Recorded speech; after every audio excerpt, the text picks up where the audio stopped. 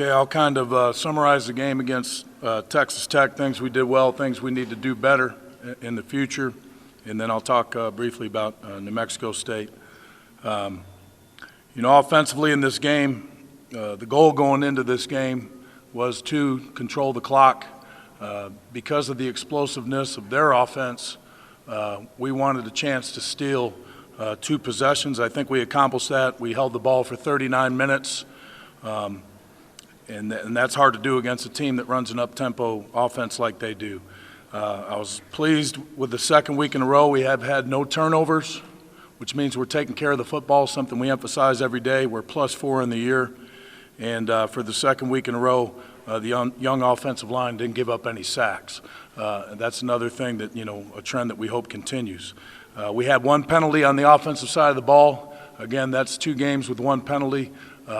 Again, that shows that those guys are playing with discipline. Again, hats off to a very young offensive line in that situation against a quality opponent. The running game was on point.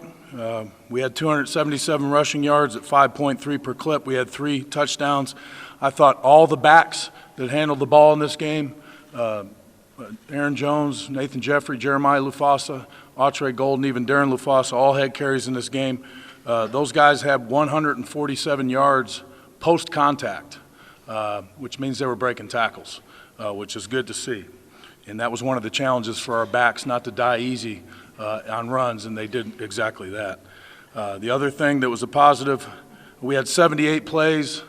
They probably rarely play a team that has more plays than they do, and we had 2 negative plays. What I mean by that is like a tackle for loss or behind the line of scrimmage in 78 plays. And moving forward, that's a good stat, that trend that we want to continue. And then I thought the play of Aaron Jones, 147 yards, 6.4 per carry, 2 touchdowns. Again, right in that 20 to 25 carry range is where we feel he's best, and he's shown that two weeks in a row. And then I was very pleased with the play of Jeremiah Lufasa.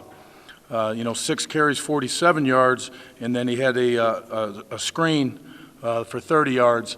And we wanted to get him implemented more. He's shown it in practice. He's starting to really understand our system. And, again, it just gives us one more quality back that we can put out there.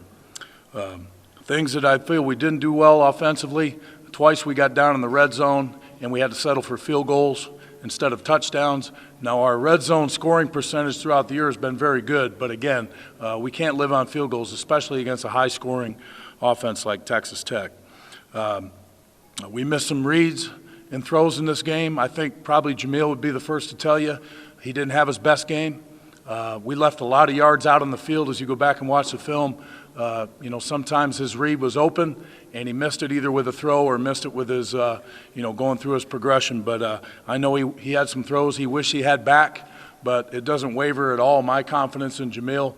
We just got to give him some confidence early where he can compete and just go out there and play. I felt once he started off a little slow with incompletions and misreads, I thought he pressed a little too much. And I don't want Jamil playing like that. I want him to play carefree and go out there and do a good job managing the game, which he has been doing.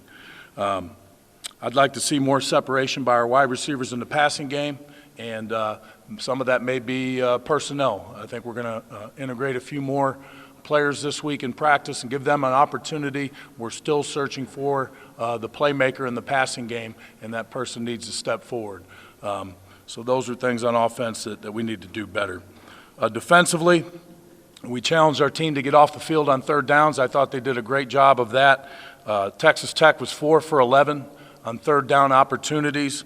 I thought they started fast and they played fast. One of the goals was to line up fast, get the call in fast, and play fast. And I thought the effort on the defensive side of the ball was outstanding. The next man up principle, we challenged the team before the game. We had 2 guys that were contributors for us, Ishmael Harrison and Kelvin Fisher Jr., that were out. And then throughout the course of the game, we lost Wesley Miller early to an injury. And then both Jamil Irving and Adrian James had shoulder injuries, but both came back. I was proud of them. They had shoulder separations. They popped it back in, came back in, and finished the game. And the next man up mentality, I thought the young guys that haven't even gotten many opportunities went in there and did a good job. Tron Roberson, Damian Payne, DeCarlos Renfro, and Nick Gaithright. All those guys had to step up and fill roles probably that they haven't filled before, and did a good job. The goal was to force 2 turnovers. We forced 1 on the defensive side of the ball, which, again, we want to keep that trend going. Forced turnovers and not turning the ball over on offense. We're +4 for the year. That's always reflective at the end of the year how good a team you have, and that's turnovers.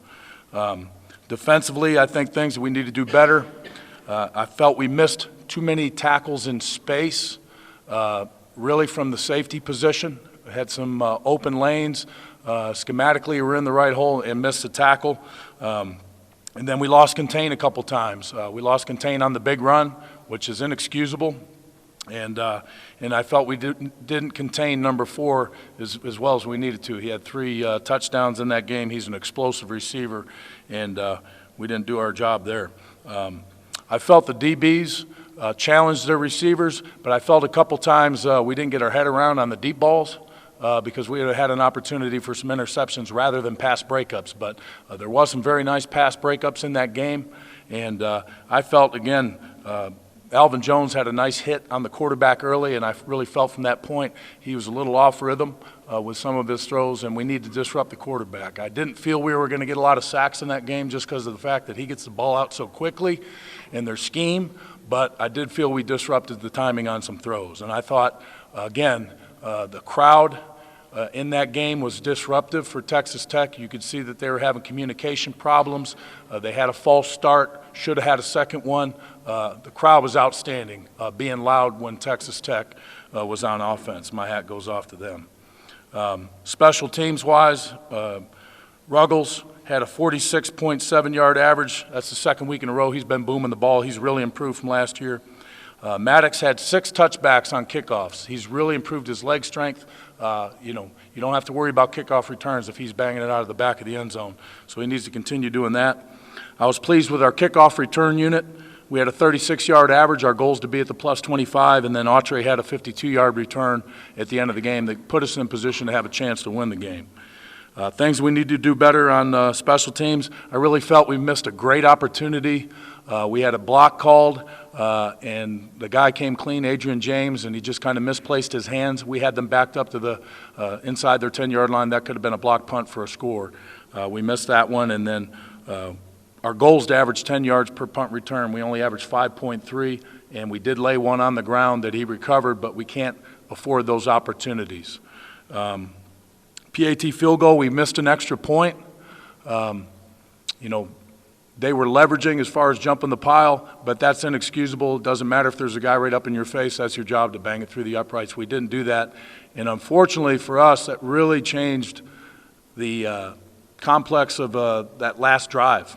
If you're playing for overtime or a chance to win the game and the clock is not of the matter, I think our attitude would have been run the ball and run the ball some more and put ourselves in a position either to score or kick a field goal. Because we were down by 4, the whole mentality has to change that it's a touchdown or lose the game. And we did mix in some runs, but we also threw the ball, and again, we had one misread and then one ball that didn't, get hit home. And so we didn't execute well on that last drive, and that was disappointing. But missing that extra point was a key factor in how the mentality of that last drive started. We did have one penalty on special teams. That's a goal every week to not have any. And really, of all the penalties, I always talk to the players, penalties of aggression or those type things can always be tolerated, a holding call, because that's just in the act of play. But we did have one penalty that is out of character for the young man that had the penalty, and I don't think he'll ever do that again. That was Nick Usher had a 15-yard personal foul. That's not the type of play that we want here. But again, for the most part, we had 4 penalties, only 2 last week, 6 penalties in 2 games. That's about where we want to be. Because that reflects on discipline of the team and the discipline of the players. The top gun, that's the special teams award for the most point getter, is L.A. Dowell. And it's interesting, he had, there's some socks that he had made that say Top Gun and actually has a picture of him on it. And he was wearing them to the meeting on Friday night, and I noticed the socks, and he was kind of uneasy, wondering what I would think about those socks. You know what? I thought they were pretty cool, so I said, if you get Top Gun, you can wear those socks in the game, and we're sort of going to make a little tradition. So he won it 2 weeks in a row. I said, thank you. You saved me about $15 on buying another pair of socks for somebody else. So I hope he wins it every week. We can get by him $15 for the season. But and then Jameel Irving, we have a rotating captain of the week. Jameel Irving is the captain of the week for this game. He played hurt, separated his shoulder, came back in the game, had 6 tackles, 1 tackle for loss. He had 1 forced fumble. He had 1 pass breakup. He had the interception. When Alvin jumped off sides, he was the one that intercepted the ball. That's a 14-point swing, and had his hands on another interception on his pass breakup. He played outstanding, played in a dime position that he's really not accustomed to. And this kid's really made a turnaround for us. I think he exemplifies our senior leadership. Again, this guy last year was in my doghouse. I suspended him for a game last year for not doing the right things off the field. And this kid has decided on his own to make a change, and he's committed himself. He's lost about 15 pounds, gotten himself in great shape. He's had a great spring, he's had a great fall, and he's playing outstanding for us. So he will be our captain of the week this week, and he will carry out the pickaxe, a tradition that we're proud of against New Mexico State. Getting to New Mexico State, I notice, they had mentioned it's a whiteout game. I hope everybody comes to the game in full force, wearing white. I coached at Boise State, and one of the coolest things I ever thought there, they would have a different theme every game. They would do an orange out, a blue out, a white out, and the fans really took pride in it and showed up in the entire stadium. One game they even had separated by sections, different colors. I don't know how they coordinated that, but they did. And it was very impressive and very intimidating for the other team. So I thought our crowd in that game was outstanding. That was one of the louder crowds. For 35,000 people, they were making a ruckus, and that's exactly what we want from our fans. We got great fans, and I hope they turn out in full force. I think the goal for this game would be a sellout Sun Bowl for a great rivalry game against the 2-0 New Mexico State team. Getting to New Mexico State, first off, I have the utmost respect for Coach Martin and their staff. I really feel they're trying to do things the same way that we're doing here. You can see it on the field. I think they've improved in all 3 phases, offensively, defensively, and special teams. They're playing with good discipline. He's recruiting high school players.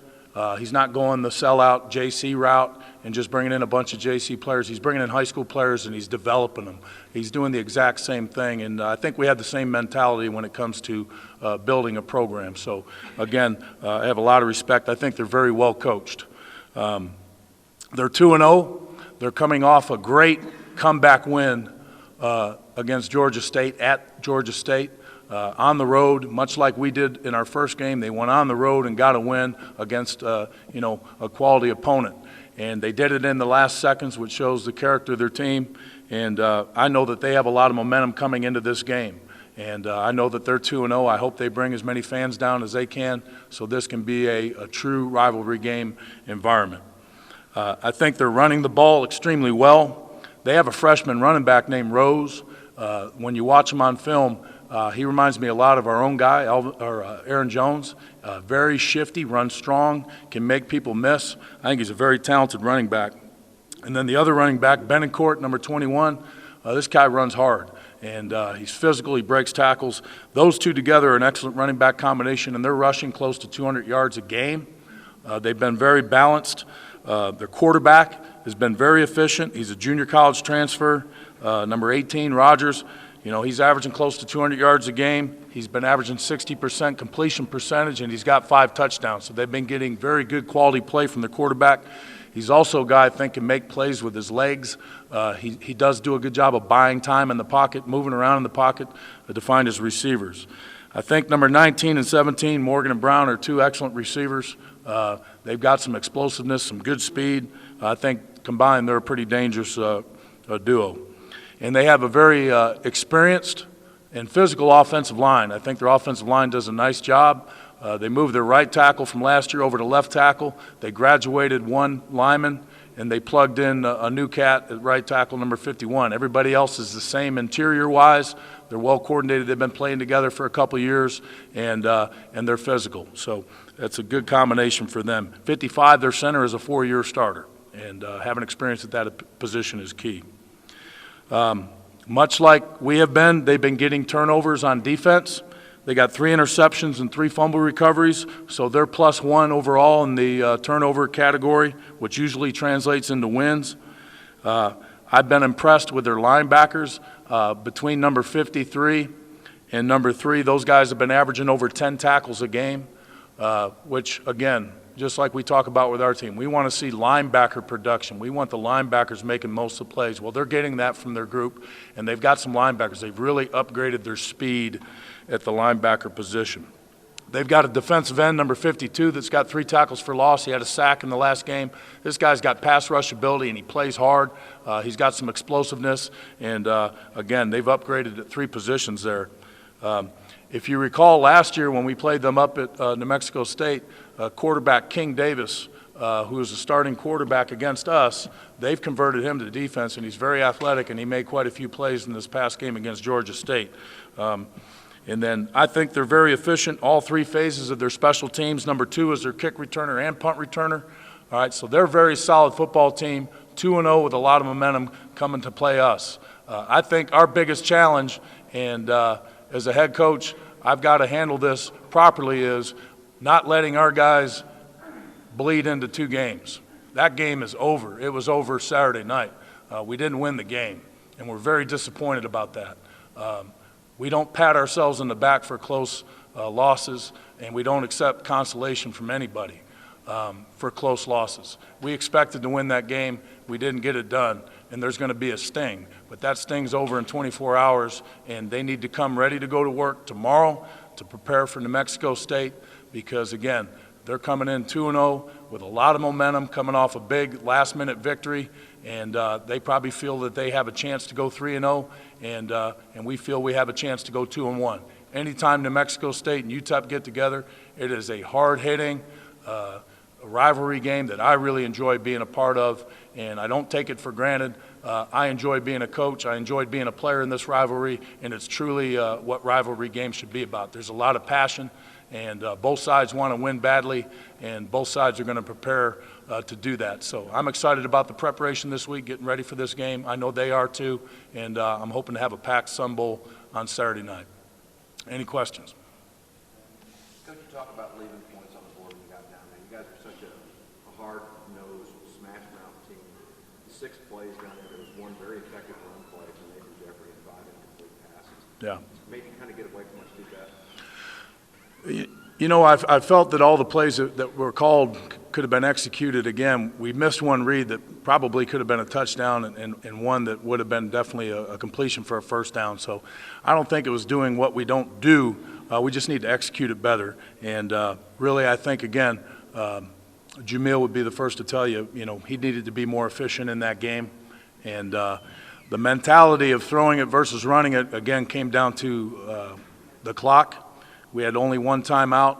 You know, if you run the ball in those situations, you can burn as many as, 20 to 30 seconds for every play that you do. A completed pass for a first down, the clock stops, or an incomplete pass, the clock stops. Time was a factor because, we needed a touchdown. Had it been a field goal situation, I think it would have been a different mentality. I think we probably would have ran the ball a lot, if not all the times in that situation. What about those 2 goal-to-goal situations in the first half? Sometimes they beat you, and they stopped us, and again, they kept us from getting in the end zone. Both of those were 1st and 10, so we had to get a first down, so we ended up with field goals. Field goals are precious in the red zone, but you got to score touchdowns. So we got to do a better job of, we move the ball entirely down the field. We got to punch it in when we get close to the goal line. With 5 passes and 1 run, do you wish maybe do more? Well, you can always go back after a game and wish you did this and recollect on different things, but at the time, we felt all those plays could have been executed. The one was a slant to Ian Hamilton that was right in his hands, and it was a drop. That would have been a touchdown. One was a fade. That really was a good ball, well placed, and we just got to finish the play. So I'm going to challenge the receivers this week of making more plays. I'm going to challenge Jamil to be more efficient in his reads, and but we got to be more balanced. I do understand and acknowledge that as a head coach. We just can't come out there and think we're going to run the ball on everybody, because we're going to see 9-man boxes and people getting up and pressing our receivers and trying to disrupt our timing. So the challenge is out for our team to do a better job in the passing game, and we will work diligently to do that. Do you expect Wesley Miller to miss any time? I don't know yet. And to be honest, I'll say this once, probably for the rest of the year. I'm not required to give an injury report in college. I don't feel comfortable with giving an injury report. All I think is that benefits the opponent and benefits gamblers, and I don't really care about either one of them. Coach, 2.5 minutes ago in the second quarter, you seemed to just kind of go in at that halftime. Was that the mindset right away? Well, How did that roll out? we have a set standard, and you see it so many times. Especially, you have to factor in two things: how explosive they are on offense. You saw that they scored quickly a couple times. I was not giving the ball back to Texas Tech in that situation. That was one of the factors. The other factor was we were getting the ball to start the second half. Had they were going to get the ball to start the second half, we probably would have viewed that as we have to get a scoring opportunity. You can call that conservative, but I call it smart football when you're dealing against an offense like Texas Tech, also knowing that you're going to get the ball back the second half. So that was our mentality.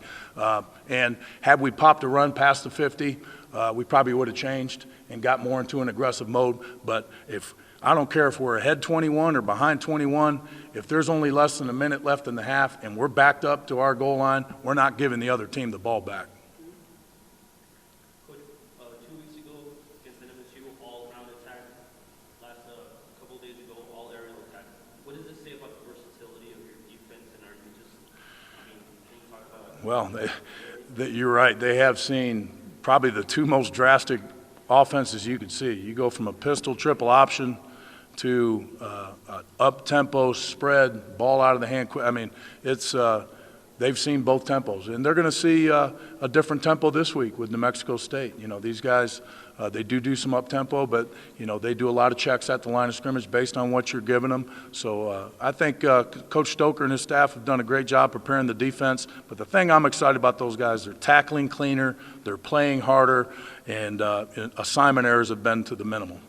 It's safe to say, on that defensive note, is it situational defense has improved? Has that kind of been the key to get you guys off the field and create pressure when they have? You can say that. I think they're having a better understanding of our whole scheme and what we're expecting out of situational defense. I think what's really improved the most is just basic fundamentals. I think they understand leverage a little bit better. I think they understand tackling a little bit better, and they're executing that better in the individual techniques. And again, that comes with being around a staff and understanding what they're expecting of you, and having a spring and a summer under their belt with Coach Stoker. He's an outstanding coach. You can just see the improvement. But the thing that I like from a head coaching standpoint, I like the energy they're playing with. And if you play with that type of energy, good things are going to happen. How different is New Mexico State's offense without King Davis and McDonald last year? This guy is really very efficient throwing the ball. I think he's accurate. He moves in the pocket. He buys himself time. Again, they protect him real well. I think they got a very good offensive line. I think they got a very balanced run game. I think they got explosive receivers. I think they do a great job coaching these guys. I think they're very well coached, and we'll have a challenge stopping New Mexico State's offense. You talked about receivers and challenging receivers. Do you include your tight ends in that? How far along do you think your tight ends are? Yeah, we need more production from the tight ends. I'll go two sides on that. Our tight ends have been dominant in the run game. I mean, these guys are blocking as well as I've seen a tight end group block. We need to target them more. There's been some things that go into that. Tomlinson has been stoved up the first 2 games. He was in this past game. That factors into it, but we got to get those guys targeted more, and they got to come up with receptions. But do we want to get our tight ends involved more in the passing game? Absolutely. Coach, Aaron Jones is the leading rusher in the nation. Have you talked to him about that, keep them grounded, stuff like that, or something you haven't even worried about? Aaron Jones was raised right. That kid's pretty grounded. All you got to do is tell him what's expected, what he needs to do. I don't think Aaron Jones is into the hoopla or anything like that. We're 2 games into the season. He's had 2 excellent games, and we're going to continue to give him the ball because he, in my mind, is a special talent. But I don't think you ever have to worry about that kid getting a big head. He was raised right, and I think if he got one look from his mom or dad, that would be the end of it right there. Is there anything other than the situation that kind of determines before the game about the running back rotation? Yeah, we determine everything before the game based on what they do well. And we have different personnel. You see our personnel groups running on and off the field continually. We have guys in there that we feel can execute the play called. There's no sense trying to plug in, a round hole in a square peg right there. If we're going to be running a play that Autry Golden runs the best, he's going to be the guy in there. If we're running a play that Aaron Jones runs the best, he's going to be in there, and vice versa. And then we'll try to be deceptive with that by putting different personnel groups in. You're seeing more two halfback looks in the game. You're seeing us utilize the running backs more in the slot, motioning those guys, so you can't get a beat on who's getting the ball. But again, I'd be stupid as a head coach if I didn't want the guy who executes that play not running the play. So that's why, personnel-wise, we do predetermine.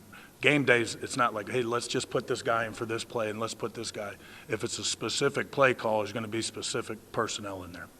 The first half, I think there was a stretch of 4 straight series when Aaron didn't have a run. Is that just a case of if he's going to get 25 carries from a block in the second half? And the block of plays that we felt were going to be executed right there personnel-wise. But, again, Aaron Jones is a 185-pound back. If he was a 240-pound back, he'd probably be worn out at the end of the game from just turning around and